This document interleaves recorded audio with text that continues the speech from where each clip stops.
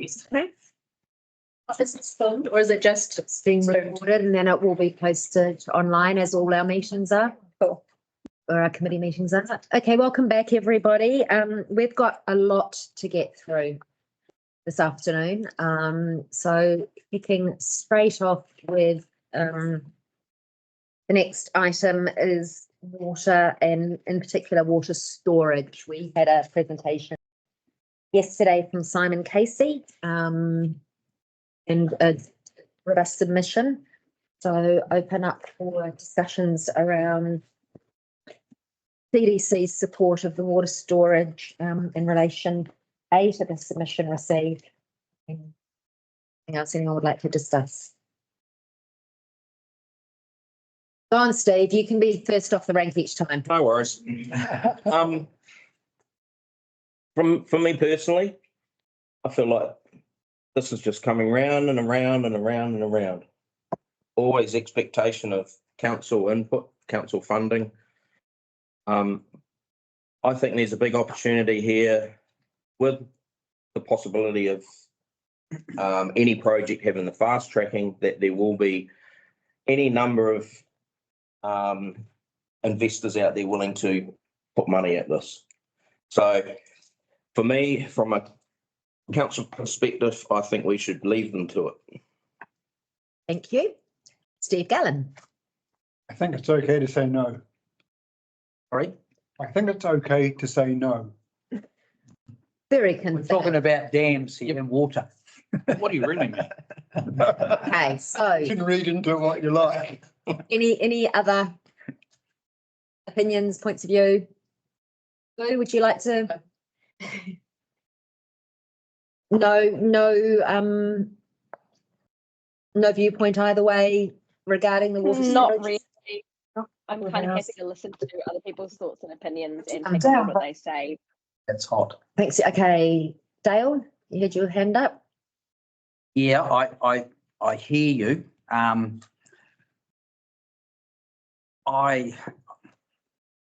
suppose I think the opposite.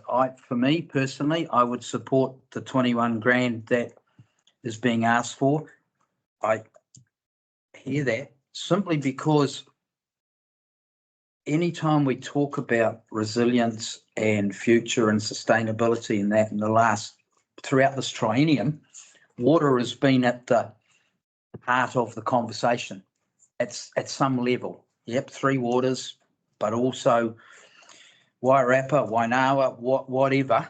I came in on the tail end of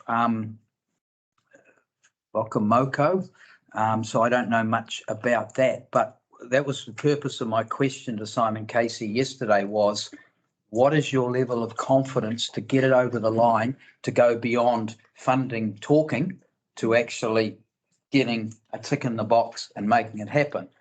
And he replied, a very high level. Now, I don't know how you quantify that, but for me, it's a very small, in my mind, a final investment of $21,000 to put up or shut up.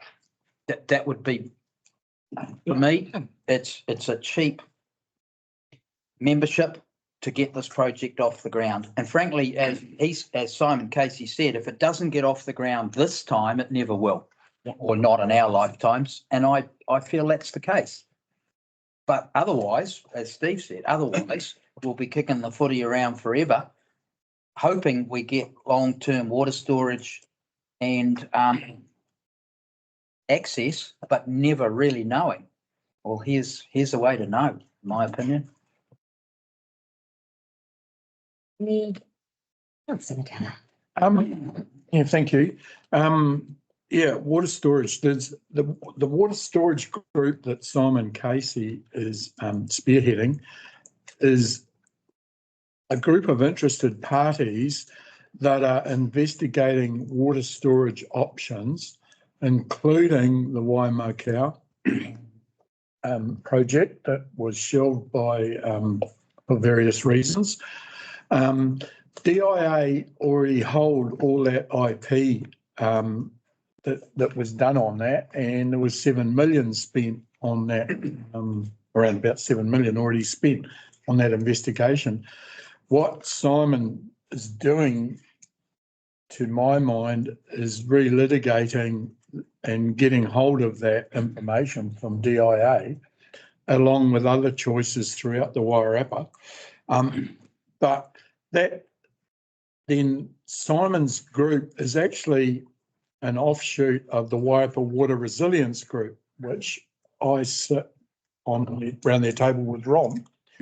And they're basically the parent body that has also requested money already through council, which we haven't okayed yet. So to me, it is a little bit of a double up, but they are doing one part of the work for the overall resilience strategy. So that's the history of it, basically. So whilst I'm in favour of, in principle, of getting that information back, I don't think we really actually need to pay for it, because I think a lot of it is already there. It's just getting DIA to release it.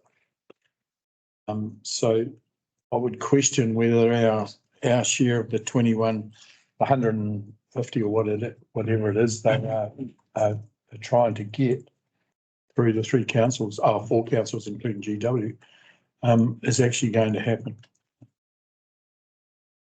Yeah, thanks, Bob. I guess that's a good backdrop. Being very conscious that these deliberations are recorded and people will trawl through to see what we were thinking and what we based our decisions on. I think it is very useful because it explains background. I got similar concerns to Councillor Della and Chair, in the sense that we have multiple entities out there all working in the water space, and now we're involved in another one with the advisory, the Water Services Advisory. I'm very confident that myself, like Brian, that the Water Resilience Group will be able to get access to that DIA information as well. What I'm not clear on from Simon's presentation, and forgive me if I missed it, but I didn't see a business case, a budget showing what they actually were going to spend $5,000 on. It's just, we need this amount of money. This is your share. This could be your contribution if you love water. Can you just give it to us, please? There are other people who make submissions to this council with far more detail than that, and you know, because you chair that committee. So as much as I agree and would advocate that water storage is a strategic asset for the whole of the Wairarapa, and Carterton would stand to be a benefactor, if there was an option here that said, in principle, happy to, but need more information down the line, then I would be saying that's probably where I'd go. But Benefit and not benefactor, just to clarify. Yeah, exactly. So I mean, yeah, and I do not practically say names, but there are people in behind the water storage group who were involved in the irrigation trust, who were involved in the next one after that, who were involved in the others, and I know they got paid along the way, and I suspect that part of this money is about paying them. It's support staff. It's support staff. We have already put money in to the Secretariat for the Water Resilience Group.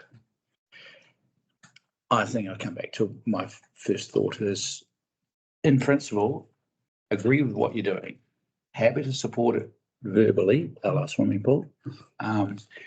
If you can demonstrate to me a budget and a value proposition, then consider it at that time. But I couldn't do it right now. Thank you. Yeah, thank you, gentlemen, for that. I guess just to qualify what I said earlier, the principle for me is I want to see this over the line in some shape or form. If there's better ways to invest any future money from council other than what was put in front of the submission, that's more likely to get us there, great. I just think if I'm reluctant to say no if that skittles the progress of actually getting water storage and resilience over the line, because I'm massively in favour. That's a game breaker for the wrapper, in my opinion. But how we get there, and I'll take the advice of my learned colleagues who sit in on it. That's fine by me. Just one question for Brian, if I might, Madam Chair. Do you feel, is it your view, Brian, that the water resilience group has to consider water storage and that this will be picked up in there? Yes, they have to consider all options of water resilience, and one of those is storage. And that's through the water resilience group, Yes, of which there are members from all of the councils Yes. and industry as well. and iwi. In industry, iwi and council representation on that water resilience. Yes. Thank you. Cool. That answers. I know from personal experience that it rains in the Tararua all winter and it doesn't rain much in the summer. So catching some of it in the middle seems fundamentally like a good idea. Beyond that, all these entities. That's why That's why, that's why I was waiting for Ron and Brian to tell me what to say, and I agree with them. Yeah. Grace, you had your hand up. Yeah, I totally agree. I think it rains a lot. Let's collect the water. It seems pretty obvious. So I like what they're doing. I think it sounds like the group that Brian's part of sounds like the better channel to get this stuff happening. Just, I think worth noting, reading through the submission, I could not believe what it says on page 49, that the Greater Wellington Regional Council contributed approximately $15 million towards their work. However, it was stopped by who? Greater Wellington Regional Council, because their planning department said it didn't. You can imagine us sitting around the table last triennium when that happened. It was Unbelievable. Yeah. I read that and I thought, you've got to be serious. I read it a few times, like, am I reading this right? They put the money forward, they stopped it. Yeah. And then now they're coming to Carterton saying, can you give us 20? Oh, now this group is trying to fix what has happened by Greater Wellington. It's an absolute mess. Could add to that, Yeah. that this council engaged with Dame Margaret Baisley, who worked up those propositions and put together the PGF application. PGF fund gave money. So those numbers are bigger, and on top of that, Yeah. every ratepayer was levied an element out of Greater Wellington Regional Council over a period of time to create that $15 million. I sat Shocking. water resilience strategy with Dame Margaret last triennium, which is now the document, I believe, that the new water resilience Yeah. group have got. And there's a, yeah. Train wreck. Clarify, Chair, we have two funding requests. The first from the water storage project, which was $21,000 as requested by Simon Casey. And the second funding request was for a continuation of the water resilience work, which is $25,000. That's in partnership with the other councils. Feedback from the other councils supports Councillor Della's opinion, which is the water resilience work would take funding priority. So I guess then, thank you for clarifying that. Basically, to my mind, and please correct me if you think I need redirecting. With regards to water resilience, we have two options available in front of us. Well, three options. One, we accept both of the proposals. Another option is that we select one of these proposals that we think is actually going to progress the Wairarapa in water resilience, could be water storage, could be something that is actually more robust, but bearing in mind that it actually includes all of the councils around the table, or we go with this water advocacy group. Or nothing. Or nothing. Yeah. Or four. So putting that out on the table would be really interesting, just to have a really quick whip around of where everybody kind of feels with those four different options. So 25,000 with the water resilience. Ron? I have this niggle about the water resilience as well, that and that's about bureaucracy, and that's about. So it's, yeah. So with the But if proposal, I'm talking of I've got to stick with the water resilience group, but I'm Yeah. hopeful we're not going to waste our money. Brian? Oh, well, I'm probably a little bit conflicted, but in my opinion, water resilience group is the leaders. So I would support them. As I said, I agree with them. Alan? I do cross this one out and gone water resilience, 25,000, and we just keep spending and spending and spending and spending on forever, or we give them nothing. One of my questions was when we've had these combined Wairarapa chats, they talk about these scans that have been done over the land to figure out the water strip. That's not meant to be coming out for a wee while yet, right? Christmas. I can probably answer that. Okay. Yeah, the LiDAR, over the aerial scan, Yep. for a better word. Yep. Results will be available from the people that did it by Christmas of this year, but the results have got to be analysed. Yeah. Basically, that scan tells you where the stones are underneath the ground, and then they've got to decide how much water's underneath the stones, basically. So those results could be another 6 to 8 months after that. So I wouldn't think we'll get any concrete results until the end of 2025. That was just my question, because I'm every time we talk about it, they say we're not going to get the results until then, and I just wonder if we're putting the funding ahead of the actual answers yet. And I wonder if it's better to be something that comes into an annual plan in a year's time, because I just wonder if that timeline's a little bit screwy at this point. The funding that has been requested at the moment for basically for ongoing support with a leader, and her contract runs out at the end of June. So there's a little bit of urgency there, but not in contract. Can I just add to? Yeah, and then we'll go to Lou. Okay, Yeah. that might help. The water resilience group has got a very broad brief. There are tranches of work that can kick off immediately. That's going back over a lot that was done in Whaitua, bringing all that information together and and giving a situational update appraisal across the entire water spectrum, whether it's catchment, whether it's water storage, whether it's the study of the aquifers, whether it's the sustainability of the aquifers, whether it's the entire thing. So it's not entirely dependent on just waiting for that analysis and that report to come back to us. Right. Because water storage is about the rivers and about how much capacity you can take out the rivers for storage. And I think part of it is going to be exactly what Simon's talked about as a review of whakamoka, as to whether or not, because iwi sit on the water resilience group as well, and they've made it very clear that they are not happy to progress with whakamoka. They want us to look at something else. Yeah. So that work's going to go on. Thank you. Lou? Just taking on board what you've all said, the 25,000 water resilience sounds good to me. Thank you. Mr. Crackney? Same. Same. Can I say one thing? Wait, I know. so are you just going to say that you agree with them again, or are you going to say something new? I'm just going to say that the one who came along to the last combined council meeting, who I think is the Danny, I think it was really good.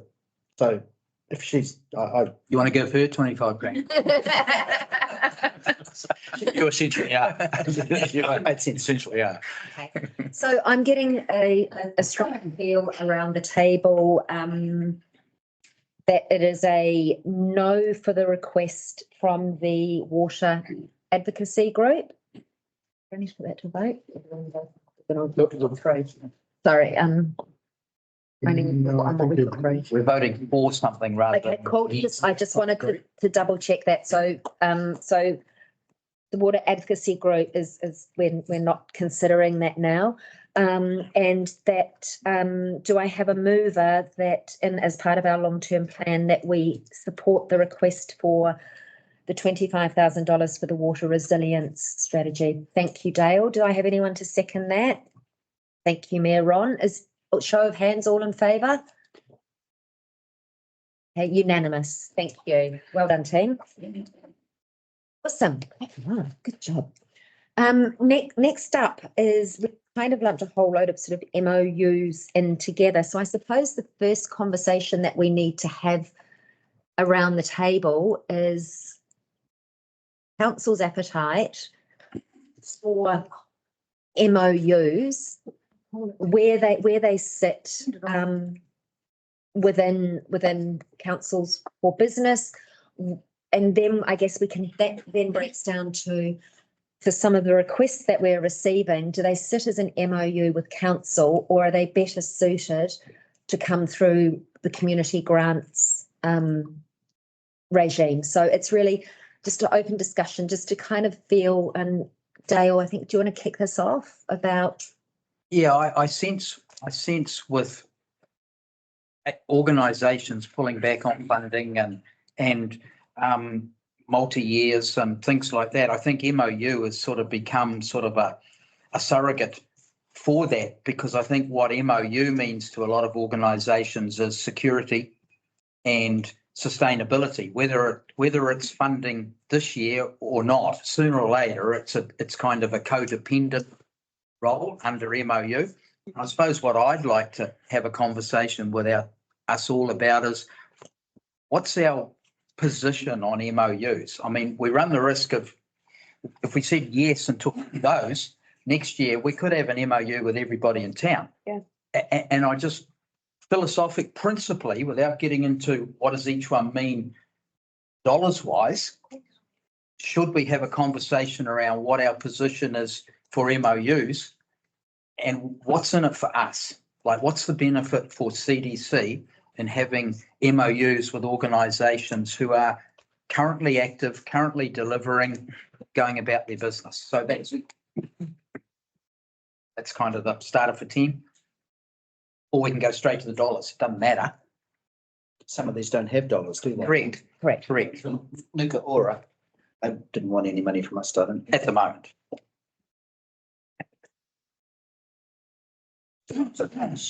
Carterton, it's a bets, if that's the right word for it. Weren't asking for funding either. Yeah, Forest and Bird. Yeah, I think there was. For us to consider the future of Carterton. Yeah. On placement funding.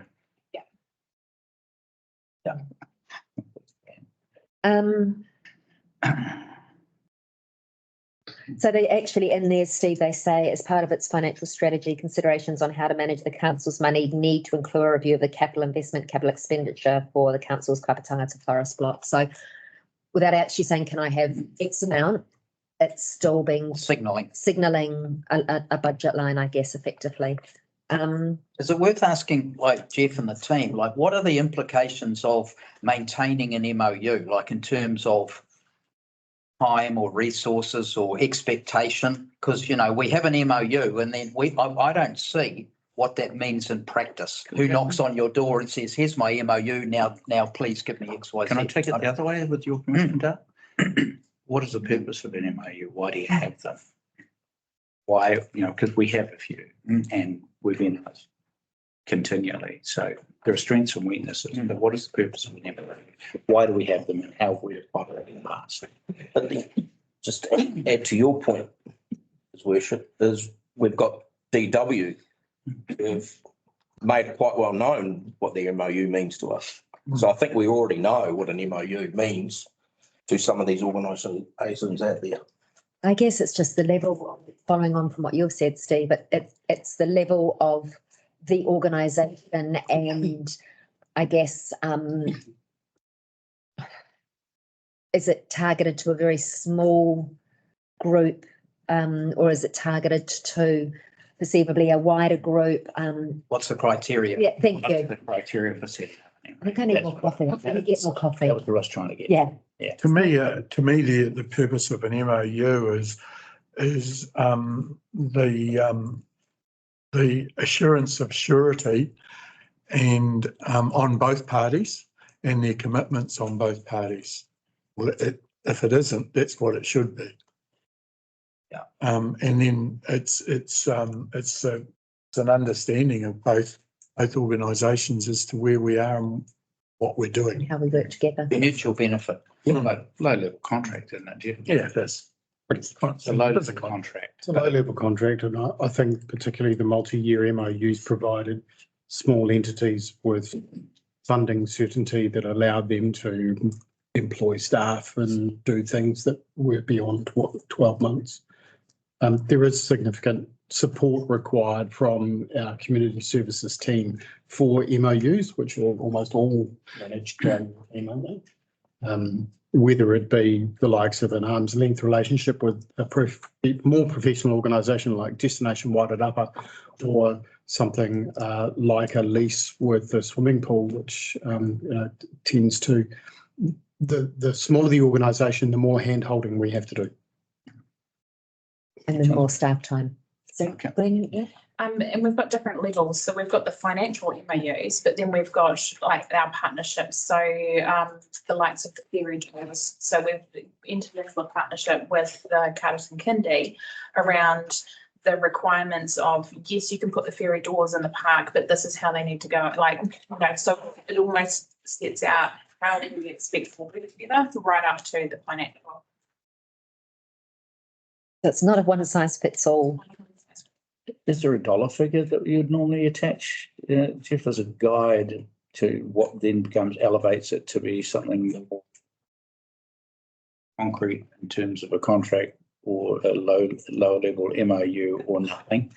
Is there a sort of dollar figure? Is it $20 or $2,000 or 10,000 or 20,000? Good question. The larger ones tend to come to council. So MOUs with Destination Wairarapa, Hurunui-Arangi, if it gets signed, WEDs have all come to council as part of, does council endorse us signing this MOU?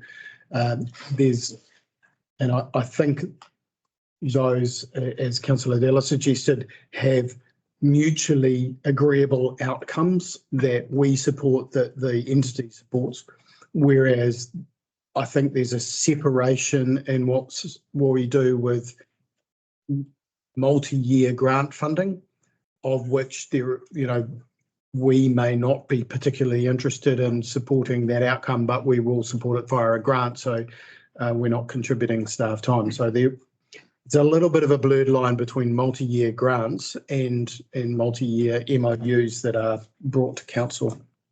So what would work for us? Because we've got our hat on here. I'm wondering, does a letter saying we support you, good luck for the future, but if you ever want money or something specific, come to us through annual plan grants or our normal provision mechanisms, but not an MOU, just a letter of saying, you're wonderful, have a great life sort of stuff. Look, I don't know, but I'm trying to. Well, forgive me, the main MOUs that we have that are like Destination and WEDs are multi-council. So there needs to be this consistency amongst the Wairarapa councils. But I do think that there are a lot of what I would consider funding requests that are on the board that could probably go through the grants committee, rather than, that they don't look like they're particularly multi-council approaches towards delivering a Wairarapa-wide outcome. There's a difference between Destination Wairarapa and ferry doors. There is. Slightly. Yeah. Financial and non-financial. Yeah. And One that probably works. so if you're talking multi-council, multi-year, these are all considered. I'm just writing down bullet points for consideration. It does seem to me like you do need a clear policy. We do. We can say, this is the policy, this is where you go. Go to the grants committee, it's that level. If someone's talking multi-year, that's a bit different. Multi-council, that's different again. And if it's, might I suggest, if it's a strategic, what we consider to be a strategic service, which is a benefit to Carterton ratepayers or Carterton Council itself, that might be an extra tick in a box. I guess they're all factors that race in my head. It just seems to me that some MOUs don't look like other MOUs, and some MOUs, if it's not going to be multi-year, could just be a grant or not.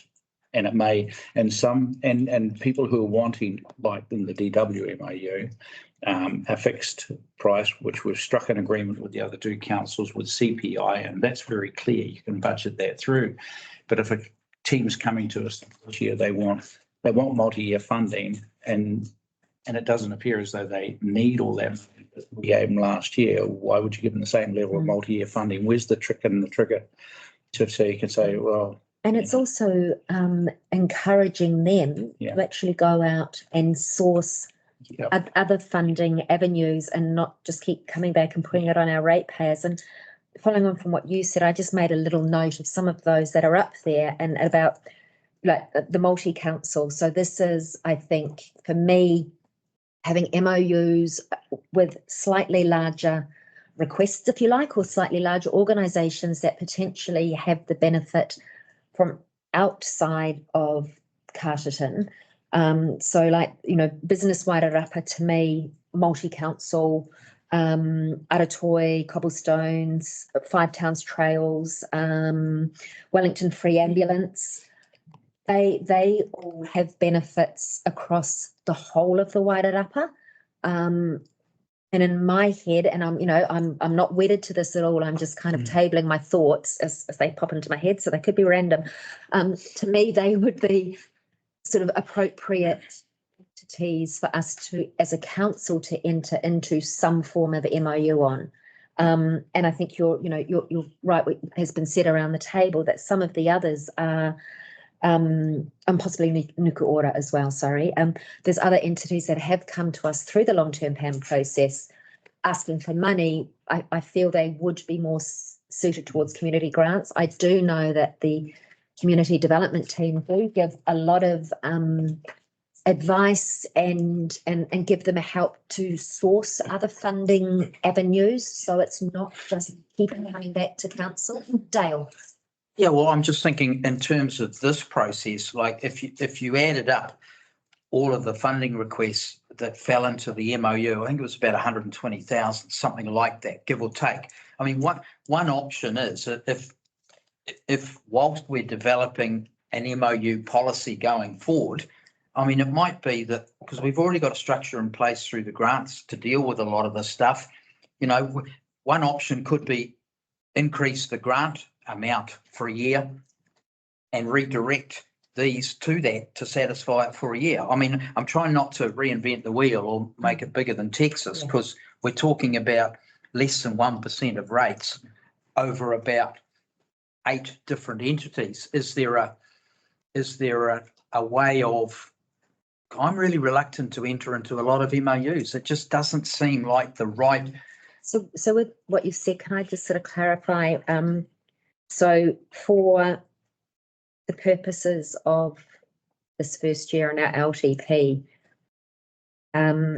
we possibly consider those that are existing entities, and then with the community grants funding, and depending on what our budgets look like, you know, money that may have been earmarked, if you like, for MOUs actually gets funneled into community grants for some of these new organisations and smaller organisations to give them more of an A number of these organisations already come to the grants for various things, and I understand the rationale why they want an MOU. They want to get out of this annual contestable discussion. They want to get into elevate their security. I get that, but what's in it for us? And until we have a policy in place, Correct. which I think is a really, really good idea, this just buys us, I guess, 12 months until our annual plan, because the figure is probably is going to be what the figure is of those combined.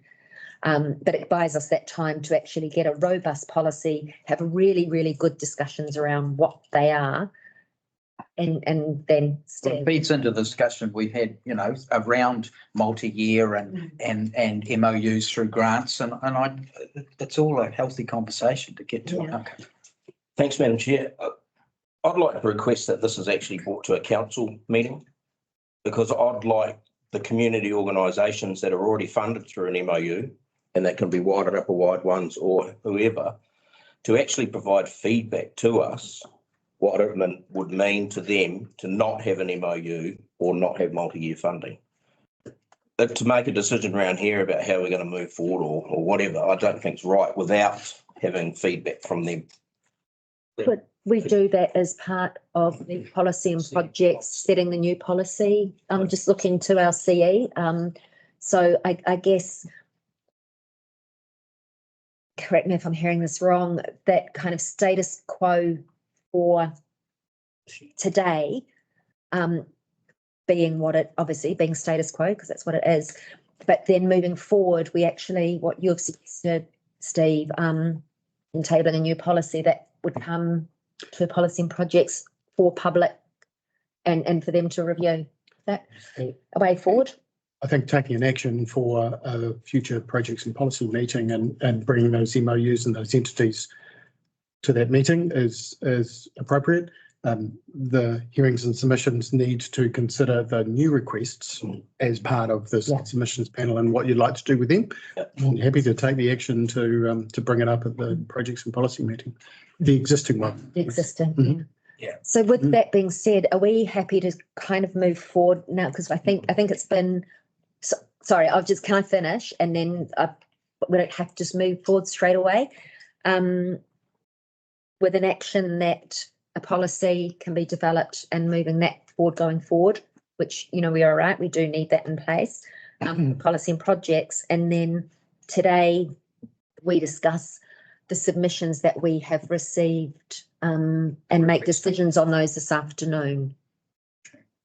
So bearing in mind that we've already made a decision and appropriated some money, some of us would have loved to have seen spent in a different and had that cost covered in the rates. So it was open for everyone to see. But one of my questions that when I'm thinking of that and I'm thinking of this is a simple question. How comfortable is everybody right now, given the economic times, given the challenges, with the grants that we're giving, the level of grants? Should we be thinking of are we open to a higher amount of grants this year or a lower amount? Because that will impact in my thinking as we go through based on these requests. I just need to get a sense of What- Chair. Do you want to follow on and then we can find that level? Thanks, His Worship. That was going to be something I was going to raise as well. But just taking on Jeff's point about the existing ones that are already up there, you can pretty well wipe them off if we're not going to be looking at the existing ones. If we're going to look at them through the policy and projects policy or whatever, we don't need to worry about them, do we? Yeah, Just no, we new do, ones. because we need to make a decision for the long-term plan, which will be for the first year of the long-term plan, which is from the 1st of July. We will not be in a position to offer them Beyond that. anything new beyond that. So what would be offered new beyond that, if there were to be any changes, would be from the 1st of July 2025. Doesn't it depend on when all of those end? It does, but we're actually, these submissions that we've got up here now have physically asked us for specific money now to consider in our long-term plan now. It's So, new money on top of the grant. or yes, yes, So this is new money, yes, not in the budget and Grants. which is currently it's not previously been allocated under the grants. Mhm. This is new. So did you want to go through? Sorry, just it's the third business budget up there. Business quota, yeah. But they're asking for additional funding on top Yeah. of what we currently budget. So do you want to go through grants? what's the What's the total budget? Is it 180? The community grants, $75,000. And then we have, and that's local grants. And then there's community grants regional, which is essentially $110,000. So you're right, $185,000. And both of those are funded from rates. We have Creative Communities Scheme, which is $11,500 funded by Creative Communities. It's all New Zealand funded by them. World War II Memorial Trust funded by the trust funded rates. We have $60,000 in a waste minimisation levy that funds waste projects.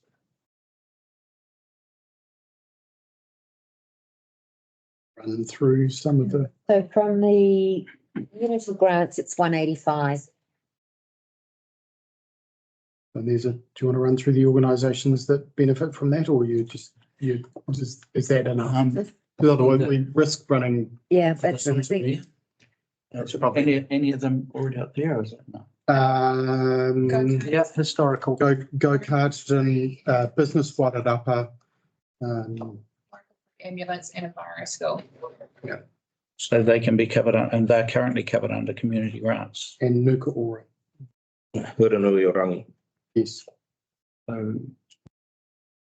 So they're already within the 180, Yes. and that committee has that role and that responsibility, and that committee can make that decision as normal. Business Wairarapa one is not coming from grants, coming from the economic development budget. Right. And that is the partnership ones that we've been. So what's left if we go through and cross out Go Carterton, Business Wairarapa, Historic Society, Enviro School? The only ones left is the university, music school. The orchestra, Five Towns Trail. These requests are in addition to what we've currently budgeted. So what's on that board is in addition to what we've currently budgeted. So the Go Carterton request is Dark Sky, the Dark Town, the Space Town. Space Town. So that's an increase. But that can be done in the community budget, so out of that 180. If these were all transferred today across the grants, then grants would struggle because it's spending all of its money on other, not just those, but other applications that So you come want to from. increase the level. Oh, no, I'm not proposing that. I'm just asking the question, if we've already got existing functions within, do we need to create another one to manage MOUs, which in effect is kind of double dipping for some organisations because they've already got a direct route through grants? I think we've already decided, have we not already, there's a general consensus involving that the MOU, that whole thing's got to go to, we need a policy, it's got to go to the policy and projects committee for that conversation and consultation. And at the moment we proceed as we always have, proceed and make some decisions here, but make decisions around the ones that we need to have in the annual plan, recognising that we're talking about with the question, are we talking about new money, or are we talking about just simply having the grants fund do what they've always done for Go Carterton or the Historic Society in particular? There's every chance most of those would miss out if the budget and grants wasn't increased because it's already fully subscribed. So you Each propose year. an increase. So maybe just sort of kind of taking a step sideways, backwards a little bit. I think, for example, Business Wairarapa are asking for an additional how much? $15,000 on top of what they're getting. So, I mean, I'm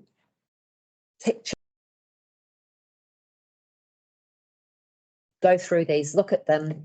Yes, no decision. What does everybody think?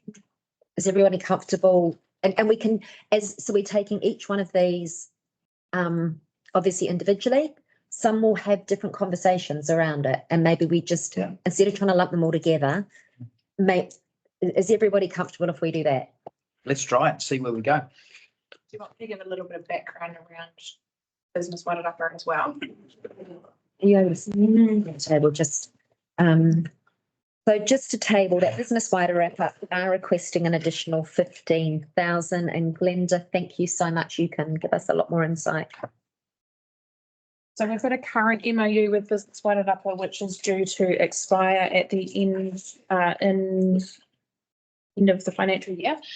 So we currently give them 15,000. So they're asking for an additional 15 on top of that. So 30,000 in total. I think it's 120 for the whole of the Wairarapa is what they're asking. We currently fund that out of our economic development budget, not our grants budget. Thank you. So I guess with their one in particular, so this is obviously economic development. This is one of those multi-council ones. With benefits across the whole Wairarapa, perceived or non-perceived, whichever. I guess the question on the table is, are we willing to continue to support them with the 15,000? Would we be willing to consider increasing our support to 30,000, or do we want to scrap them completely? Would that be a fair reading of the room? Lou probably knows a fair bit about. Lou actually feels that she's Conflict. conflicted through Go Carterton Business Wairarapa, so requested not to take part in the discussion around this. Is that right, Lou? But is listening Yeah, in. that's why I've got a pecuniary interest in Go Carterton and therefore Business Wairarapa as the umbrella organisation. So I'm just listening. Thank you, Lou. Have I read the room right? Thank you, Ron. If I can put my own personal perspective on Business Wairarapa and just what they've been going, a project that they've had ongoing over the last few months as a monopoly board. I was very, very surprised with that monopoly board that there isn't one business in Carterton that is involved in that board, and Carterton is not actually mentioned apart from North Carterton. Now, I don't know how North Carterton managed to get on the board, but from what I read, Go Carterton actually chose to opt out.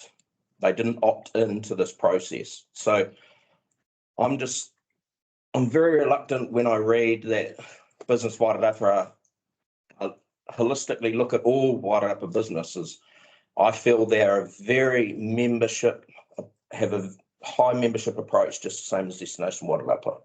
So from me personally, I'm not interested in raising their funding any more than what it is now. So you would be comfortable with it remaining at 15 Until it ends. Which is, which is the 30th of June this year? And yeah, yep. Okay. yeah, I mean, just if I just put another perspective on it, I know groups like Go Carterton and even our own event centre here had the opportunity to purchase, but I'm pretty sure would have been worried about what council would have thought if some of this funding that a council provides and they have to account for, how we would take it if they'd spent some of that hard-earned money on a monopoly board, you know what I mean? So there's that tension from a group, different from an individual business because it's their own money, but a group like Go Carterton, for example, that relies on council backing and funding, that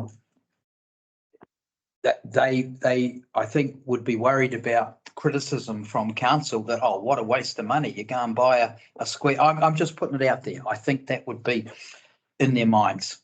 Yeah, I don't want to get in the ins and outs of the monopoly board, but Go Carterton could have actually gone out to all the businesses and got $100 in and just done a whole representation of them all. But I don't want to get into that side of it. I just wanted to raise that there was an opt-out from Go Carterton and yeah.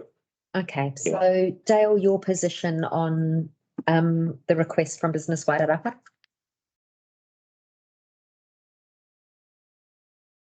My gut feel is existing. Okay, thank you. Ron? It was counterintuitive to all of my personal beliefs around the Wairarapa working collectively as one, you know, because every time you make a decision like the one that's in my head right now, it chips away at that stone. I'll come back to the point that I think it's a membership-based organisation. Their members should be their first port of call. These are hard times, and we're going to make some damn hard calls as we go through, and no one's exempt. It's hard calls. Yeah. Everybody. So I think they should be. We continue support as we are, but Not increased. Thank you. Brian? Yeah, my gut feeling and confirmed feeling is status quo, 15K. Thank you. I'm not 100% sure about the rationale for the 15K that we're paying them now, but I'm certainly not in favour of any increase. Thank you. No, I've seen enough belt tightening lately. I think $15,000 extra is not something Would you be comfortable with it remaining the same? for now. Yeah, Grace? No, I'm happy to say no more. Stop it at the end of the June timeframe. So as in cancel the MOU? Yep, I think that Business Wairarapa Carterton is not a business. Carterton Council is not a business. We don't need to be chipping in here. Businesses can fund it. So we support businesses through a whole bunch of also fund the organisation. My vote. Okay. If there's any other discussion around this, I think the steer that I'm hearing is that we take a vote on remaining status quo with Existing funding with Business Wairarapa. For a year. On the existing. And Yeah. Is it a one? No, it's for 3 years. Financial support for 3 years is what they're asking for. What are they existing? What is current? It's 1 year, isn't it? We would probably try and align it again with the other councils in Wairarapa, so that when it came up for renewal, all councils could make a joint decision. We had that discussion earlier. Yeah, with BW. We Yeah. agreed that Yeah. we would align, because we don't know what's going to happen. so can, But so if, if this is the word, if the wording's correct, that we continue with the existing amount with the agreement to align For a 1 year. for a 1 year term to then align with our neighbouring councils. but do we know when the other councils MOUs? Their funding's Next week. secure for That 1 is- year. September next year. Okay. They do their LTP and we will know after they've deliberated on their LTP what the future looks So like. do I have somebody to move that, please? Oh, you can't move it. No. May I note, what we're proposing is already included in the budget, so it doesn't need a mover and it doesn't need a motion. The Okay. additional would, but we've already The current. included the current in. the- Okay. Okay, Cool. awesome. Thank you for that. Okay, so we're not going to vote on that one. Thanks. I was close to. Do we have to vote on that? Chris, So, do we have to vote? No, so everyone, it was no one moved. very clear around the table that we would existing and then to align with, and so the action for staff is that we are aligning for him. For the record, then you could ask, is there anyone wishing to move that they increase the fund? Oh, would anyone like to increase the funding to? The request. Motion denied, failed. Our next, Better way of doing it. yes, thank you, Ron. Our next one is lack of oxygen in the room. The next one is Go Carterton have requested an additional $20,000 towards helping out for a space week with the view to creating Carterton as a space town. So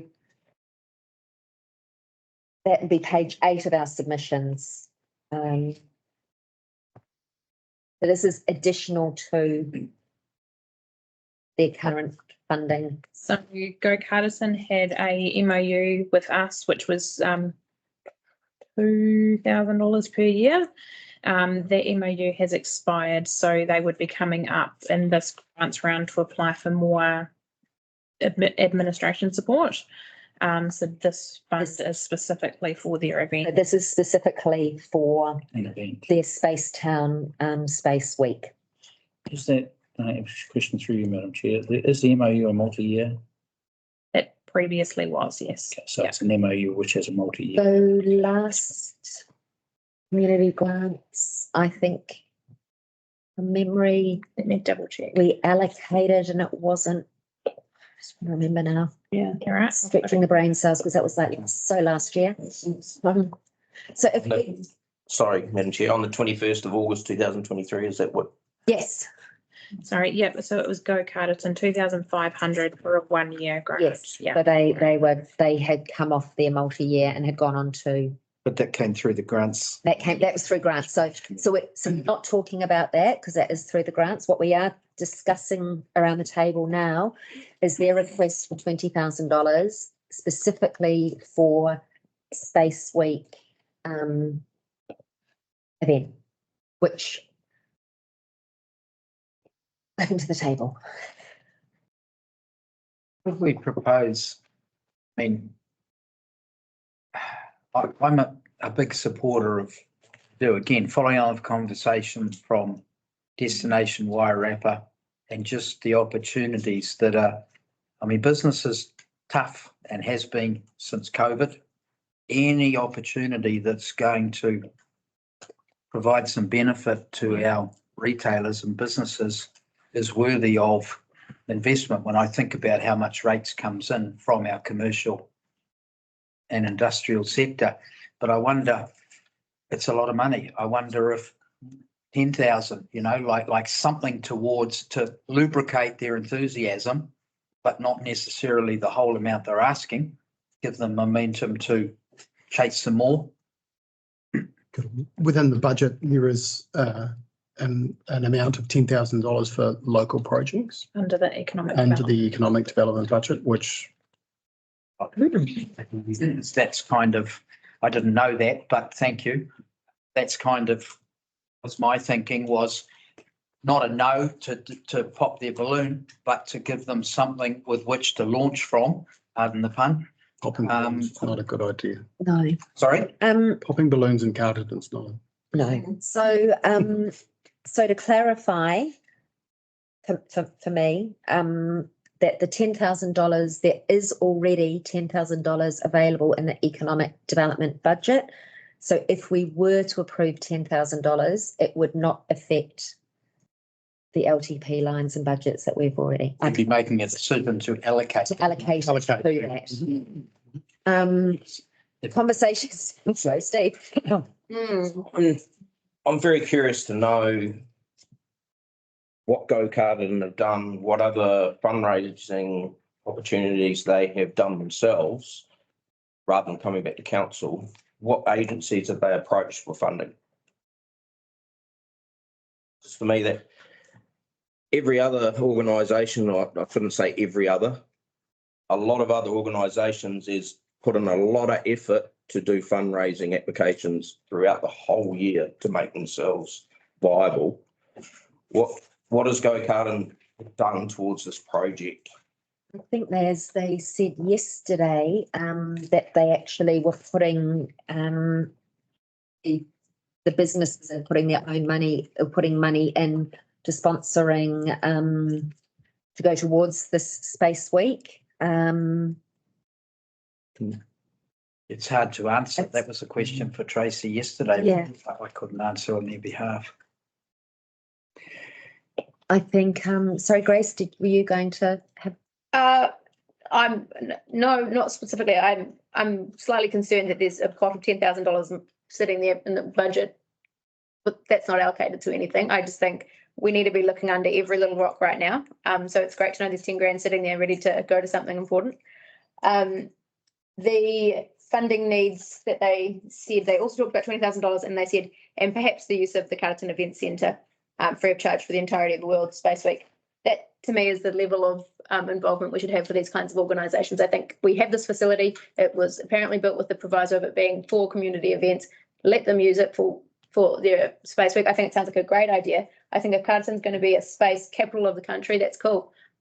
We don't have to fund it. Other comments? I'll leave that up to the rest of you. I'm a little conflicted here.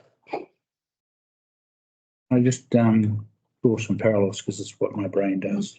Okay, so I was puzzled as to why our water storage group didn't have a budget that they could show us. That's one of the confidences that I get from having a community grants committee, because there's a set process and a due diligence process that anyone who's asking for 20 grand has to go through.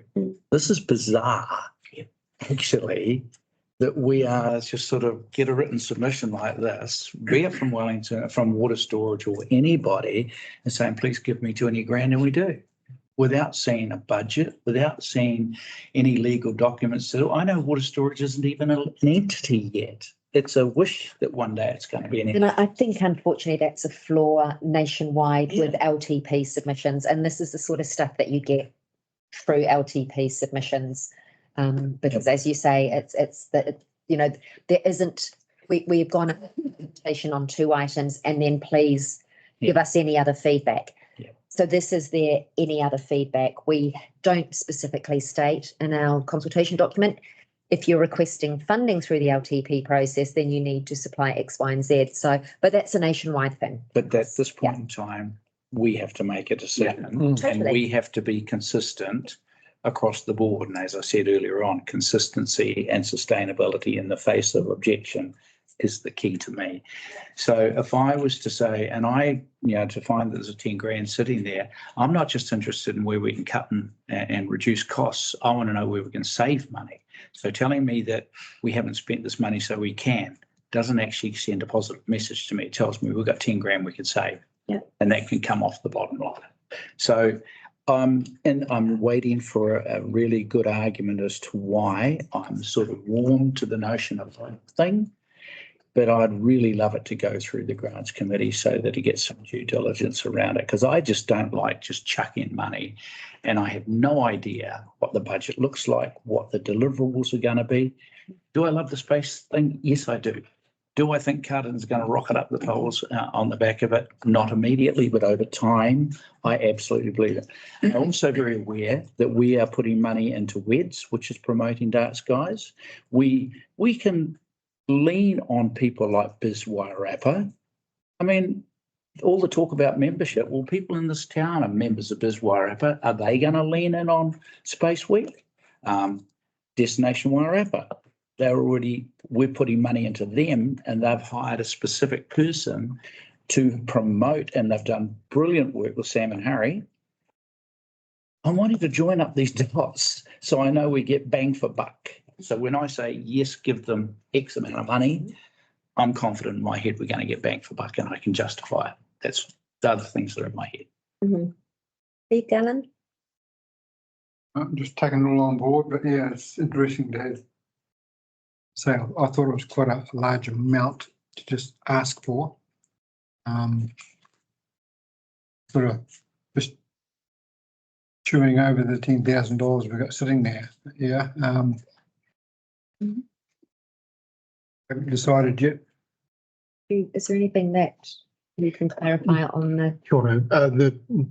The funding that is unallocated, the 10,000, is usually or it is there for projects that come up during the year that seek funding from council that council considers are worthwhile, but we don't have a budget for. So often we get requests partway through the year, whether it be towards Christmas or towards events, Matariki, and we have a small pot available to support those groups.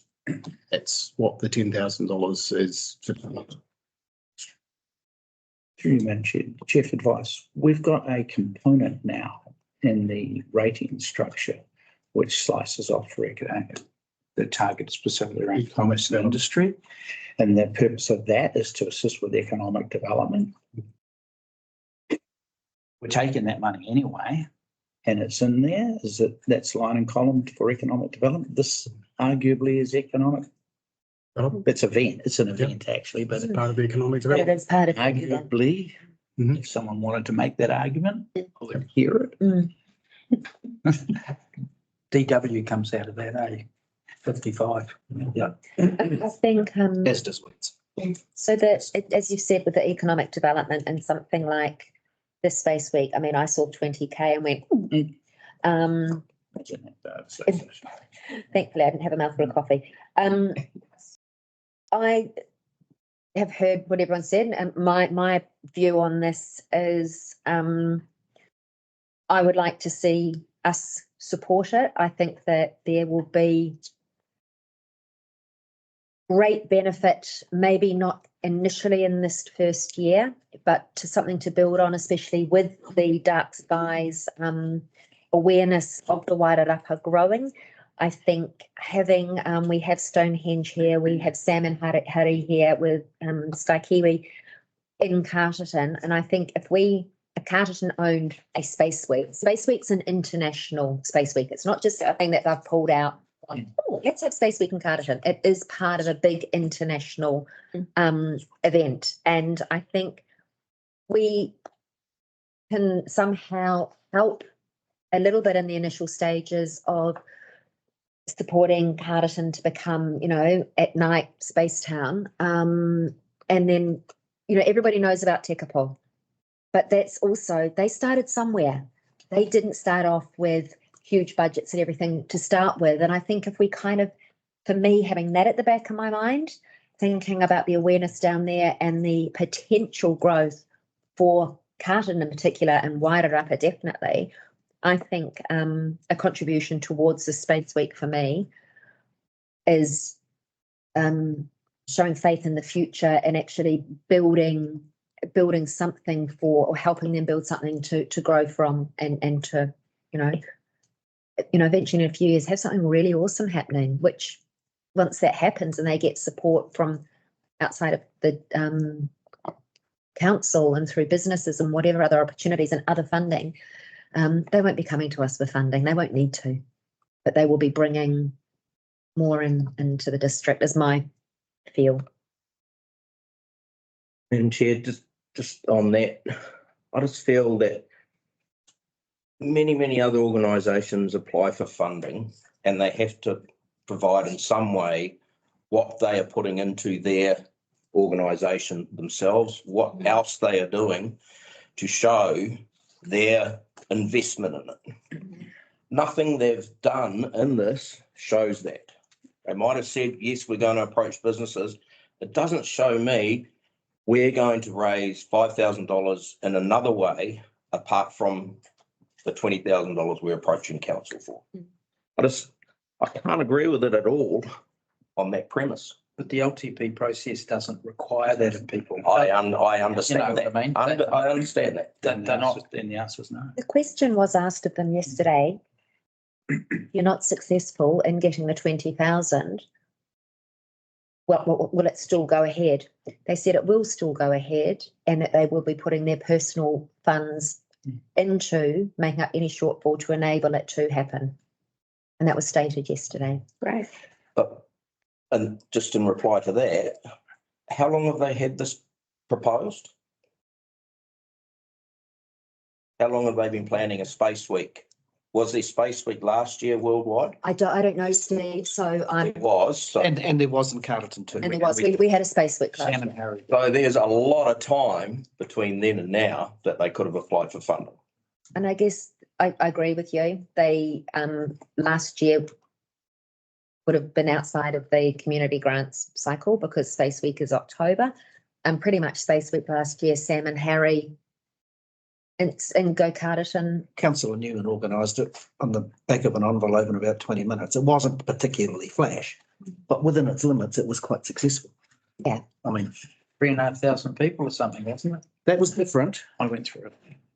So that was, yeah. That was their, Oh, yeah. But I think I'm just really super conscious of time, and it's really good to have this discussion. We're now saying the same thing, but I think in different words. I'm prepared to move that Go Carterton gets $10,000 either from the economic development rate or from the $10,000 community project amount. Economic development budget. Yeah, but irrespective of where it comes from, because both of those are already rated for, so they're a zero impact on the LTP. But I'm proposing that because they've asked for 20, I'm counter proposing that we agree to $10,000. A zero impact on Yeah. the LTP. How did the money get there in the first place? Mm.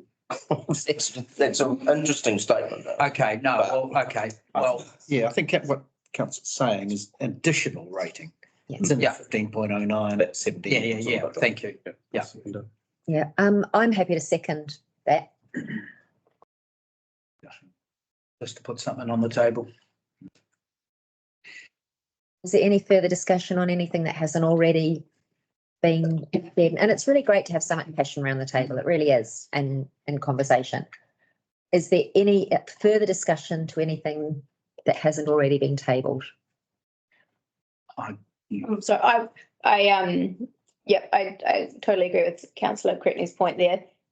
In addition to the long-term plan is a concerning statement, because there's a lot in this long-term plan. And I think the whole point of today is that we're going to be cutting things. So to say, oh, it's not any more money is yeah, it stresses me out a little bit because we've got a lot in there. My other point would be with regards to this $10,000 that's kept aside. I appreciate the fact that things crop up during the year because I've sat around the table for 18 months now. I know that things come to us.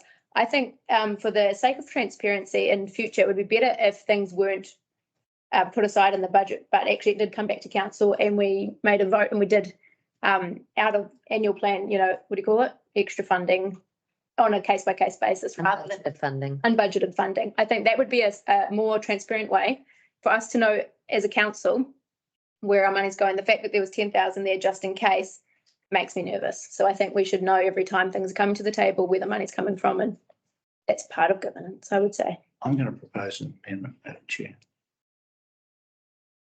And that would satisfy my objection if it was go through.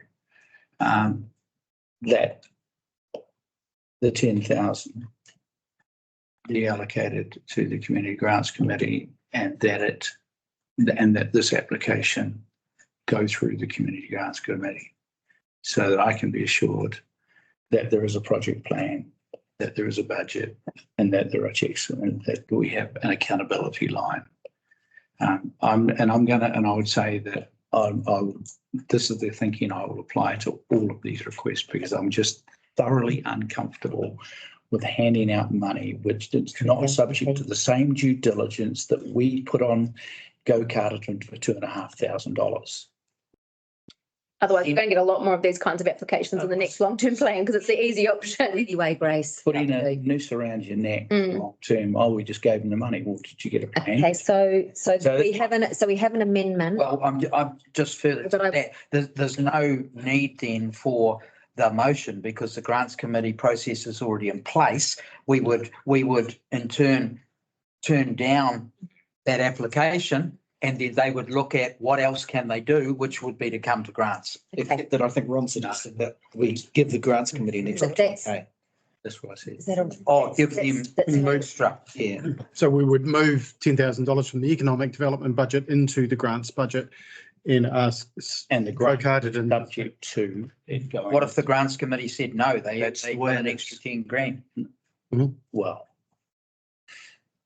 Well, I can't, it hasn't second. So subject to the proposal being put through the same due diligence process that the grants committee applies to every other grant. So approving, so if I'm hearing this right, so the amendment to the moved and second proposal of $10,000 for Go Carterton for Space Week, Is subject that it be subject to them the supplying. due diligence process that the grants committee applies to all other grants.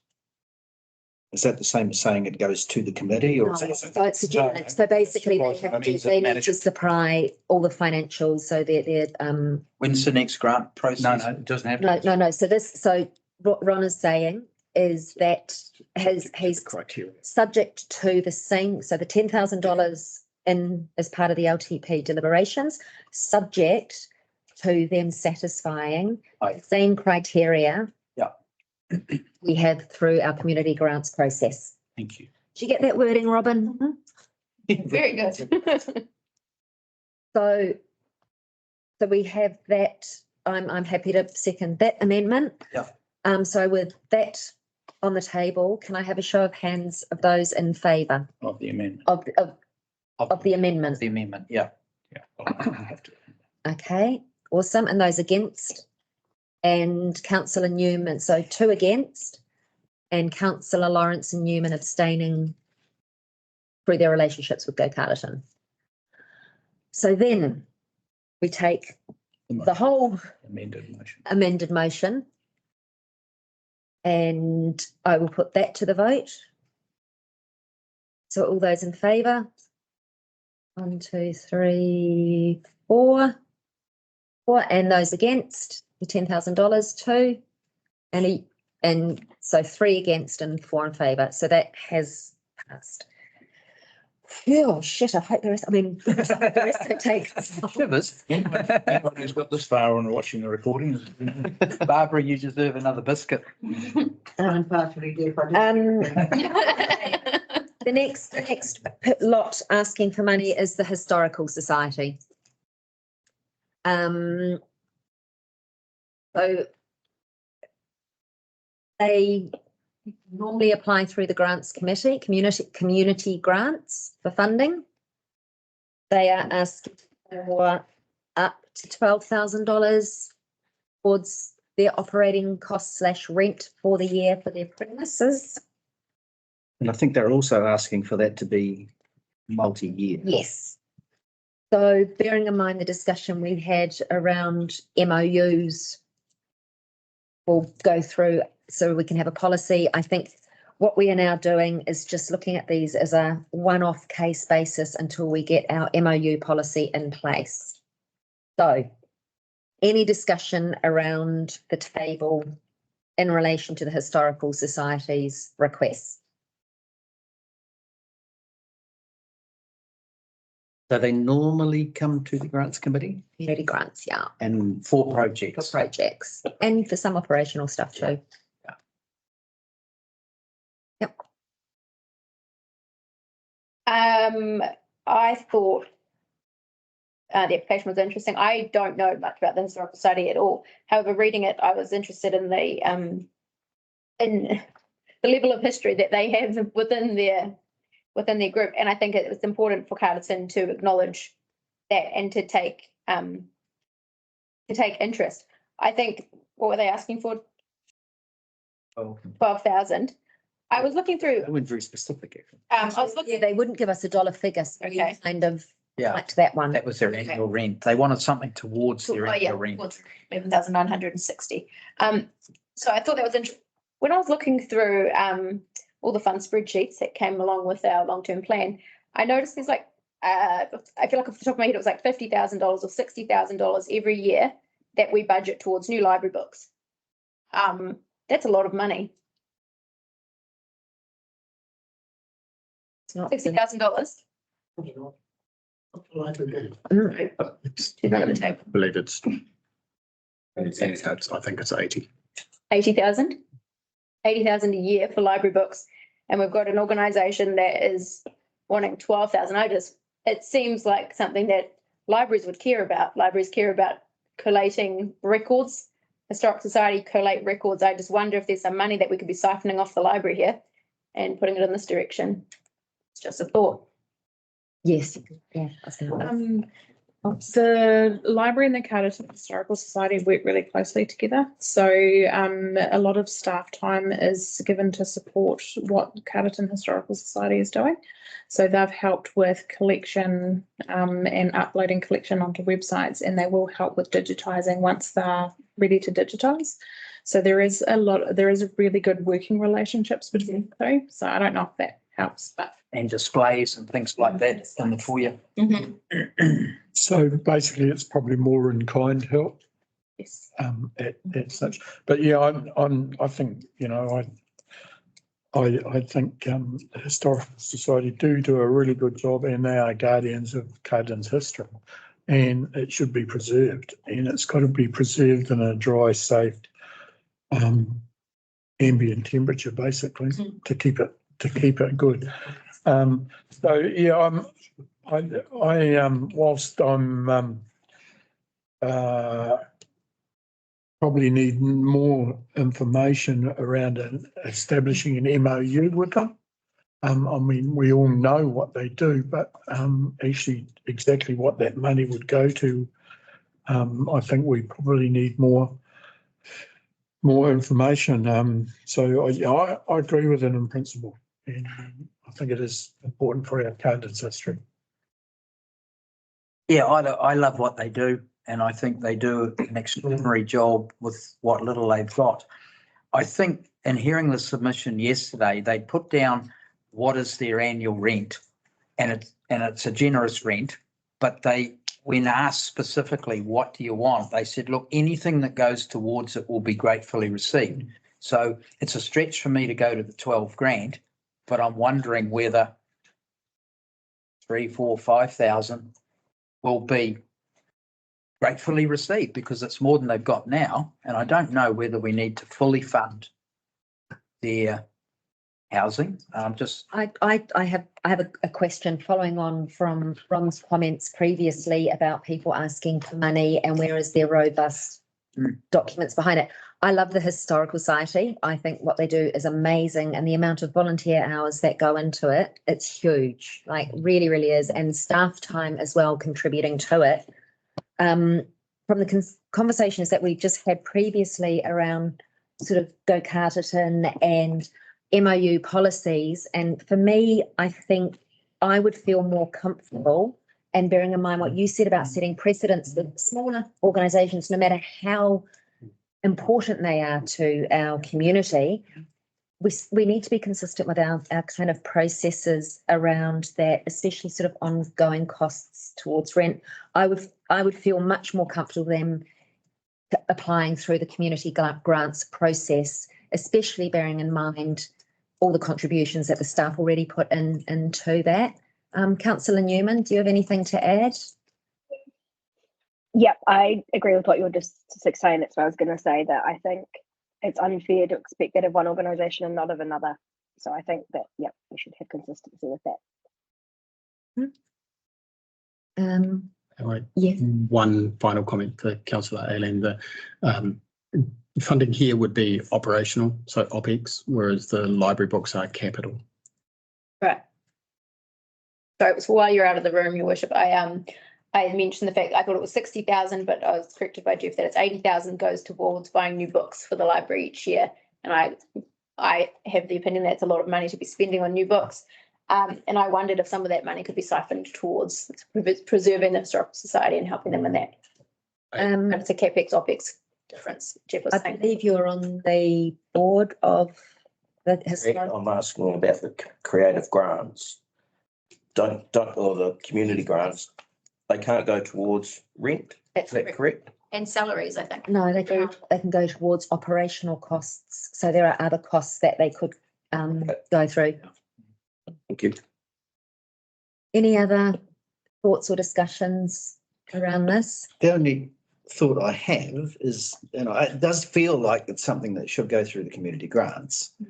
But if we're continually saying these things should go through the community grants and they're not currently funded, we won't have enough money in the community grants. They do go through the community grants for things as well. I just wonder if we need to look at that budget. The difference, through you, Chair, the difference being that previous motion was for 10, not this. That 10 grand's not been taken out of.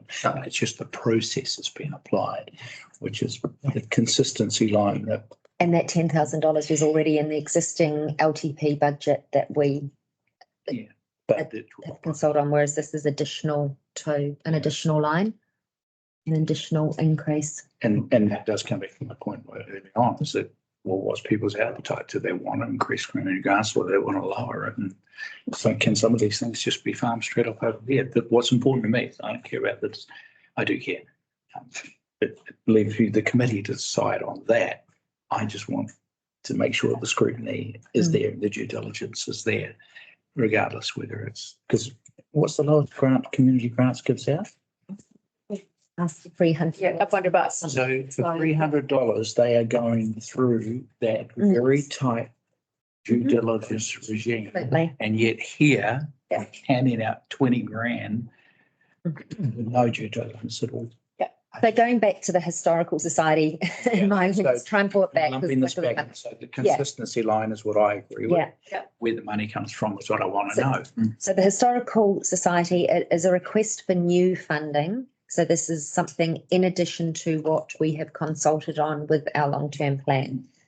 Is there anyone around the table that would like to move that additional funding is allocated to the Historical Society through the LTP? So nobody's prepared to move. Okay, so if we can indicate to them if they can go through, I'm just. Don't walk down the street. Yeah. Okay, next on the agenda is Wellington Free Ambulance. Background of Wellington Free Ambulances, they were on a 5-year MOU, which is coming up for expiration. They were granted $3,000 per year for that. And they want it much. Wanting to increase to $1 per person. And what is? 10,500. 10,500. 10,500. And they want a multi-year funding, And they want that to be adjusted every. and they want adjusted every year, and the table takes us as high as 12,000 or 11 something. A question, which might help discussions underway. Is this another one of our multi-council? This So they was- have a This was multi-council. funded out of our regional community grants. So it wasn't a multi Okay, so regional grants. just between Carterton and Okay. Okay, so I've got some pretty firm views on this one. Right. Councillor Newman, you have your hand up. Just a quick question. When we require having like Wellington free there at events and things like that, does the council get a discounted rate for our support that we give them, or we pay full price to have them at any event that we're hosting? Good question. Great question. that is a good question. I don't know the answer to that, but I do know for Daffodil Festival, we did not use Wairarapa free ambulance, we used St John's. Wellington. Okay. I wonder if that's something that we could consider putting in there as part of the agreement if we did agree to fund them some more, because I know that's a massive cost. Yes, thank you. Through you, Madam Chair, I believe that Wellington Free Ambulance attends events, many events free of charge, community events as well. Okay, I'm not sure on community events. I know organised events like the Balloon Festival, we used to pay them, and they did give. I mean, so I haven't been involved obviously now for 4 or 5 years, but their rate to attend was a lot less than St John when I went out and got quotes. But for community events, yeah, I'm not sure. Did that? Yeah. But for community as opposed to, so the Balloon Festival, like for the Night Glow, that was a paid event. So therefore we paid for their services. Colour runs, did that have a Robin, St. can I John's? just, Yeah. when I talked to them about a very Carterton Christmas, they were going to charge us about $3,000 to attend for the 3 hours. How much, so? 3,000. 3,000, yeah.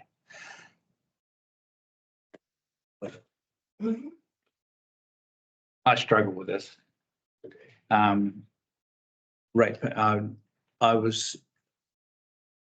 I noted the reticence around asking my question, what is your total annual budget? Where do you get your money from? 40 million eventually came in, and I didn't get 40 million. I was told they get 80% funding from government. And then I think the record will show that they said 20% was about. They have a $9 million shortfall. They were $9 million short for the Wairarapa, and that's what they're seeking to make up, which means that their budget must be 40 million from the government. You know, I can tell you what they charge wings, and there was no budging. I know that St John's full gaps. And I know the difference for me is that St John's also run a very, very good youth development program. St John's train paramedics who then get poached by other people, having put no money into them, and they become the benefactors of well-trained St John's personnel. And it tickles me that they then come to the community for money, then they come to the councils for money. And it's easy to get money out of my pocket when you're talking about providing an ambulance service to a 80-year-old who's fallen down a step. But there's 40 million going in from government. I believe that ratepayers should be funding Wellington free at all. They already do. They're not going to notice the difference, are they? No, they already do through their taxes. And they do it at the donation boxes. Absolutely. Peter Jackson throws a Christmas bonus of $1 million at them That was for the build of the. for the build of the centre. Yeah, Yes. so what they're actually, just to clarify, they are asking in relation to the Provide. service that they provide. So if, God forbid, any one of us walks out of here and gets hit by a car and we ring Wellington Free Ambulance, it's free. They turn up. It's free with St John too. Yeah, Yes, it's free. but they are the service for the Wairarapa. So this, what they are talking about is it's that side of the operation. So it's their ambulance service to people within our district, our ratepayers. Speaking and so to the forth. service delivery component of what you've just said, Madam Chair, I know that there are St John's providers in other parts of the country who invite people to make a $50 per year donation to them as their contribution to the free ambulance they get if they ever need it. The number of people who sign up to that is huge because they know it's a direct delivery for a service they may never need. But if they do need it, feel good because 5 years they've paid $250. So I don't understand why Wellington Free need to become a council. It's my last comment. So any other comments from anyone who hasn't spoken, bearing in mind that we have had a historical 5-year agreement with them, as have our neighbouring Motion council. be. I just want to hear from anybody that hasn't yet spoken, because I'm conscious that there's some around the table who haven't. Yeah, I support Wellington Free Ambulance as being one that's had a ride in their ambulance very recently. And so I value their service. Likewise, I value St John's, and I've been not a recipient, but I am also subscribed to St John.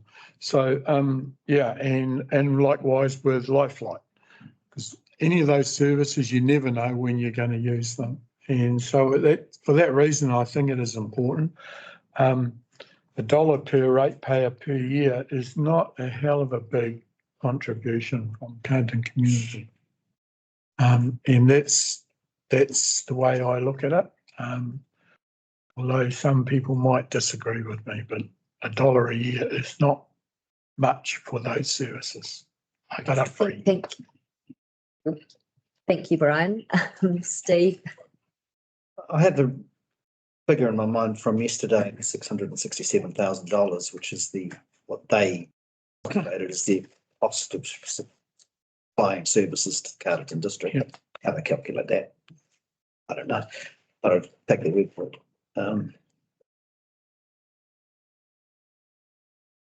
it. I kind of agree with Ron. I don't really see why council should be supporting them. On the other hand, we will value their services. So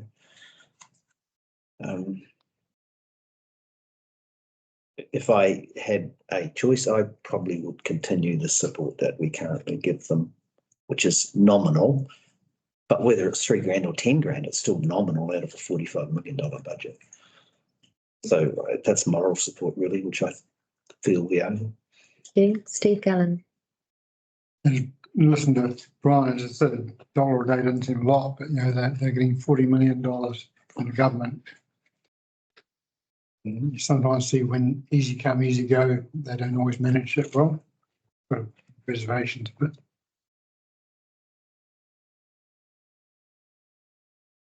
Yep, I agree. I think totally value their work, support them personally. No, council shouldn't be paying for it. Anybody who hasn't yet spoken around this request. So basically, it's an MOU that has come up for renewal. It is paid out of the regional community grants budget. So if we did allocate anything, it would come out of that $110,000 budget line, which is already in the budget. We have contributed $3,000 a year for the last 5 years.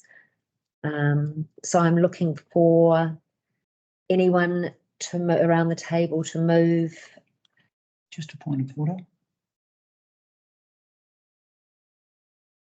The decision on this extra funding doesn't affect the community grants ability to hear a submission and do what it's always done. Or will this decision affect the MOU? And you could make this decision subject to, as you just said the previous one. if it was turned down here, it doesn't mean to say that the community grants can't still hear. Yeah, they can still submit it. Correct. That's what I was meaning. So is there MOU with the neighbouring councils also up for renewal now? I'm not sure because our one is just standalone with them, so I'm not sure. Okay. Yeah. And it, Yes. I'll just make one comment, listening around the table. Not supporting Wellington Free Ambulance could possibly have knock-on effects. So I'll just leave that with you. What can you, meaning in what way? Well, I was interested with Lou's comment that Wellington Free Ambulance were going to charge. But I know for a fact that the Very Carterton Christmas was supported by a Wellington Free Ambulance paramedic, free, as a volunteer. So just be aware that decisions around this table could have knock-on effects as to whether those paramedics actually support events in our community from this point on. Every decision we make has knock-on effects. Well, I'm just laying it on the table. You could make that decision, Dale. So really, we're looking for a recommendation or a motion regarding this request. So is there anyone around the table would like to move that we continue to support Wellington Free Ambulance? I'll move that. And or with a dollar value. So we need to be starting to, we've got to have. Okay. You're saying in the current, Just according to the current MOU or according to the. So he's just about to finish, sort of, yeah. I'll move a motion that we support Wellington Free Ambulance as per their request, subject to them providing us with The same- information The same wording that we had for the previous. as per the other requests. As per what we said before. What we said before. Grants criteria. Yeah. The grants criteria. Yeah. Right, Grace. Do we have a seconder for that? Thank you, Steve. So with that motion on the table, Discussions. Can I move an amendment? come on, people, Sexes now, we'll be here a while. come on. We support Wellington Free at the current level of $3,000 per annum. Irrespective of them meeting grant criteria, is that what you're meaning? With that. Yeah, that's the difference. Yeah, correct. It's just a lower number, that's it. It's the difference. I support that. Sorry, what was that? So are you seconding that I mean. amendment? I'd support, I would second that. Right, so Ron's supported Just- Steve Lawrence's amendment. If it's going to go through, then I'll So, choke her. so can I have a show of hands? And can we have a On discussion the- on their discussion on them? I want to speak to it. I know that I'm following, sorry, it's just protocol process. If there's no discussion, we move. Is there any discussion on the amendment to it being $3,000 per annum? Yeah. There is no discussion. So can we have a mover and a seconder for the amended amount? Show of hands in favour for the amended amount of 3,000. So we have 3 people in favour. Those, oh, 4. Okay. Those against the amended value? 4. So who's not voted? 1, 2, 3, 4, 5. Four. Oh, 5. 5. Okay. So the amendment has failed. So now we move back to the original proposal, Comment. which is for $1 per person. Is that correct, Brian? With the proviso that Wellington Free Ambulance provide That's really. the due diligence that is required from those applying for community grants as per our previous. So is there any discussion on that? I just want to make clear that we contribute personally, and I still stand by the fact that I don't think ratepayers should be asked again. Personal decision to allocate my money personally to them. Of course, we help all the time. But for ratepayers, I just fundamentally have a problem with that. other than that 3,000, which was just rejected. So likewise, we have made a sizable contribution as well, having my father having to use the services a few times, and actually Mick last year as well when I was away. But I think Wellington Free Ambulance, for what they provide for our district, and bearing in mind there's a lot of people in our district that actually aren't able to contribute personally either. So we do. Is there any other discussion on the motion as tabled? So that was moved by Brian and seconded by Steve. I'm getting so confused. Yeah. Can I please have a show of hands who supports the original motion of the $1 per person? 3 in favour, those against? There's 6 against. Okay, so that has also failed. Is there an appetite? Is there any new motion to actually give them any funding, or is it off the board completely? So if that fails, does it default to the status quo, which is the $3,000, which was the amendment? No, No use expired. Oh, yeah. What's Okay. for nothing? So it expires. So would anyone like to propose The pathway forward. pathway forward for this? Because The pathway is the MOU expires and They apply via grants like everyone else. yeah, we all go about our business unless it comes forward in grants. right, therein lies our answer. Next. Yep. Enviro schools. Were they asking? So Enviro Schools currently have got a MOU with us for $10,000 per year plus CPI. This was decided at the last LTP, but it is funded out of the grants funding. It is an agreement with the 3 councils. However, we've just discovered that the other 2 councils fund this through the waste levy, so it's actually not part of grants and is therefore not ratepayer funded. So we could continue this and then fund it through the waste levy to help. The motion could be that we support them on the basis that it's funded from the waste levy. I move. I'll second that. Any discussion? Just a question, what else does the waste levy go towards? I can bring that up. Just briefly. It's underspent by. The waste levy accumulates in the balance sheet. So when we have other projects, so it's a tonnage thing depending on what goes through the transfer station.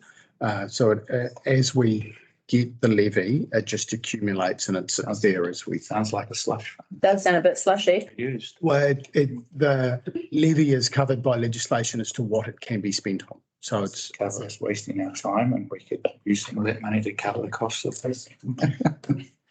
Sorry. So we have yeah. a motion on the table that so His Worship the Mayor has moved that the funding for Enviro Schools is moved from the grants. Approved on the basis that it's funded from the waste. That it is, well, it's actually not up for renewal just yet, I think, either. It was more, is that? I think it's the end of this. Okay, so it is, so moving it out of the grants pool and then to be paid, to continue with our MOU with them and for it now to be paid out of the levy. I'm more than happy to second that. If there's no more discussion, can we, Sorry, just one question probably, for Glenda, the amount waste, the amount that Enviro Schools were seeking, I haven't got it written down. 10,000. We currently pay them 10,800, and I think they do ask for a CPI adjustment. And that's what the other councils are doing. Yeah. And the waste levy, is that applied on a user pays thing, or that's just across, that's a rated figure to pay for our costs to take things to Bonnie Glen? No, it's a levy based on the amount of tonnage that goes through Bonnie Glen, and then we get it back from central government based on the amount of tonnage that. Right. Yep. potentially a grant back from central government to or waste minimisation. Circle. Well, it's designed to Economy. reduce the amount of waste that is sent to landfill. Yeah. It's what the initiatives are for. So just a little bit of clarification in terms of Grace's question. How much have we got on the balance sheet? Just asked. Have you found it? 60,000. We don't know how much money we've got. So it's a big balance sheet. It's a small amount, not a significant amount. That's It's more than 60,000. Yeah. significant, But there's 10,000. nothing there to pay this. For the next 6 years, it sounds like. So is there any other discussion on this? Right, we will put it to the vote. Those in favour? Show of hands. Okay, and those against? Deb Cretney has abstained. Grace? I don't want to give them any money, but I think moving it from the grant to the other thing sounds a good idea, but I'd rather say no to anything. So you're voting against? I'm voting against giving them $10,000. Okay, right, recorded. Next. Nuka Ora, I don't believe that they're asking, actually, it's really a submission, wasn't it? So just Nuka or what did it used to be known as? Sport Wellington. Oh, right. Okay. That's helpful to know. Right. We're at big uni, aren't we? No, oh, so I think it's just, I've just done FYI, okay? We'll take that off. We've had a request from Vic Uni towards just under $10,000 towards their new music school. I think this is probably going to be a pretty short suite. Is there any appetite around the table to fund them for their $9,506? Love the concept, but I'll pay as I buy a ticket. Yeah. Agree, and I'm surprised they didn't go to Wellington Regional Council as one of their. The reason they didn't is because they've gone to all of the other councils and therefore requesting funding from ratepayer money. So then if they go to Greater Wellington Regional Council, who has the same ratepayer base that all the other councils combined do, that would be seen as double dipping, would be my understanding. Is that correct? That is correct. I can add that Yeah. regional council was very quick to send an email because they presented to the combined forum and to say, no, they wouldn't be doing it. So Which is interesting, Madam Chair. thank you. Can we, do we have an appetite to support this request for funding? On the record. I have a strong effort to support their funding. Because I think the whole concept and the model and everything is that they've been put up and proposed is laudable and will be good. And to have Carterton's name on it as just a small contributor to say, yes, we agree with it, would be a good thing. But I'm conscious that I'm looking to cut costs and find some savings. So no, I'm not. You won't be moving? Okay. Is there, for the sake of protocol and procedures, excuse me, is anybody proposing to move that we fund this application? There being no proposers, that will be a no. We did have a submission from Aratoi, which again, haven't specifically asked for funding this time. I was going to ask about that Aratoi / Cobblestones, which is an annual amount. I know submissions didn't come from that, but I guess if we're talking about MOUs and annual amounts, and given we've gone through a lot of local Carterton-centric MOUs, do we want to talk about the activities we have, relationships we have with Masterton / Greytown? Yes. Aratoi MOU is a multi-year that is expiring in May 2025. And Cobblestones is a multi-year MOU expiring in May 2026. Sorry, Jeff, isn't Aratoi from 2022 for 5 years? Yeah, I thought on the other sheet, it does have 2022 for 5 years. Yeah, so it might be 2027. You're right, I'll get that. I think Cobblestones has a trust deed behind it. We appoint a trustee onto Cobblestones, and I think there could be underlying long-term commitment around Cobblestones. We will double check. I don't believe the same exists with it. No advice. Would it be appropriate, therefore, in our LTP to signal that going forward, we would be looking to review that? We're not chopping the money if we weren't, and quite frankly, I don't chop, but we'll have that discussion. But if there's a trust deed that binds us right now, there's surely a timeline of which Carterton could review its position and send ample notification in accordance with whatever the trustee requires to say that I want to extract. So, sorry, because following on from that, bearing in mind, if we are going to be putting in place policy MOUs, would that then be the appropriate time to have those conversations? Great, Tom. Yeah, so that will then dovetail into all of that. Action note. Yeah. With that. Awesome. As I said, I don't believe the same exists with Aratoi. I think it's just Cobblestones. So in relation to today's deliberations, these are both just kind of an FYI. We've already, we've had a really good discussion around setting a policy for MOUs. So as I said, 2027 and 2026 is when both of these expire. So they roll over for this LTP. We did have a request, whilst not asking for a specific dollar valuation, from Forest and Bird, aka the Bats at Kaipatangata. So that was on page 88 of our submission pack. This is where they state that the comment as part of its financial strategy considerations on how the council manages money needed to include a review of the capital investment and capital expenditure for the council's Kaipatangata forestry block. And they have a proposal for council to adopt a long-term vision with the block. As I've said, they're not really specifically requesting funding from this LTP. But if we have I was thinking maybe we have a discussion around the table, see if anybody wants to put any motions forward to support them financially as part of the LTP. Once we've concluded all of those discussions, I think we're going to have a 15-minute break because we will have been back for 2 hours. Can we, I mean, they're the experts, if you like, and I think Clint's involved in them too. Could we ask them to develop a long-term plan and show us and see what it might look like? Because we're talking a fair while away, but we don't have to be making a plan on it today, do we?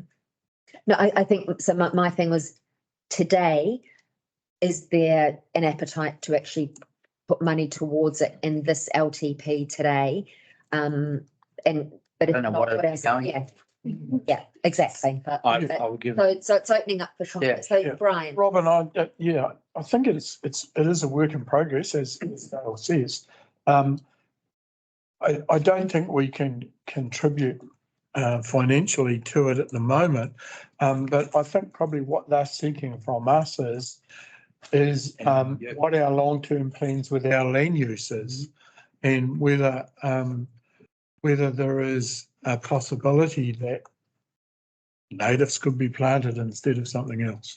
And I think that's probably what they're heading towards. Financing it,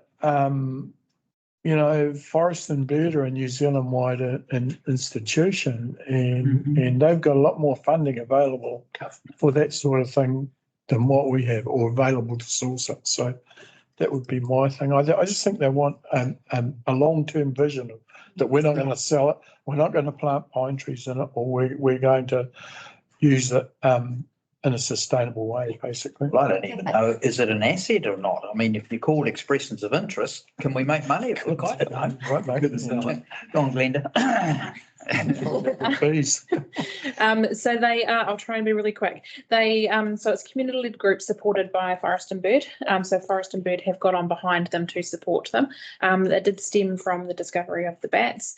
What they're looking at is there's the lower section, the flat section. They want to start getting in there as a community group and start doing some deeper pest control, and then look at a long-term plan around how we slowly change over once we've harvested the trees.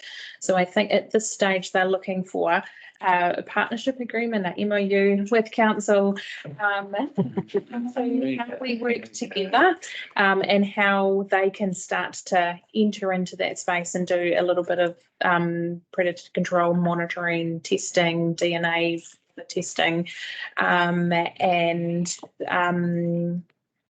further have conversations around the bigger long-term development 20 years plus away.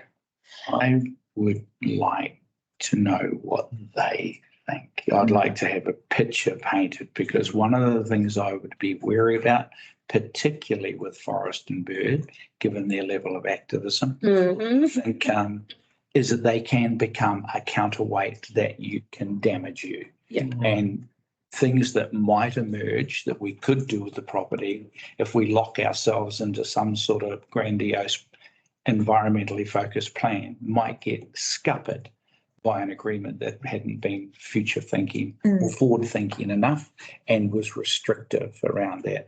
I'm not sure, but I think Forest and Bird are funded by the government as well. Yeah, but you're right. They've got a hell of a lot of money in their back room, a little bit like other charitable organisations. So this proposal on produce the that community groups is actually from Peter and Monique as community groups, but they have the support of. So Monique's been going out and actively trying to find community to support the program. So I know she's talked to Lions and Rotary and other community groups, youth groups, and she's starting to get a passionate group of people in Carterton. And then Pat has come on board through Forest and Bird to support the work that they're doing. Yeah. So it's actually not a Forest and Bird Not driven. Forest and Bird driven. Okay, cool. Thank you. I'd like to see them put together a vision and. Yeah. And I'd like to see a regional council can play a part in because Yeah. environment and protective species, and by the way, pest control, predator free, they should be getting access to some damn good money out of predator free. So she has presented to Greater Wellington Regional Council as well. Yeah, good. And I know she's trying to get in with Doc and have the conversations with Doc, because it's not just us, there is neighbours around. And I think what she's hoping for is, I guess, an agreement in principle, and then she'll go ahead and continue to do that vision and the long-term plan. But we've said don't do too much more until we've got it. Yeah. What's the status of the forestry there? I mean, how far away from logging and? We're about 15 years away from logging. So long-term plan. Yeah. CDU. So is there anything that you need from us at this point of our deliberations with regards to the long-term plan? Or is it more of an FYI submission? It might be more of an FYI submission, and then once she's continued to go through and come up with a vision, bring it back to council. I think I'd be keen to continue the conversation. Yeah. We don't have a looming headline. I guess she's almost putting it the other way around. She wants to know that we haven't got anything in the long-term plan which will preclude them moving forward. So it's kind of a, tell us if you're going to do something bad. Awesome. So I propose that we have a 10-15 minute break. Is that is it at 3 o'clock? Yeah, much out of it. Okay. Down to the bottom of the left-hand side. Yeah, that's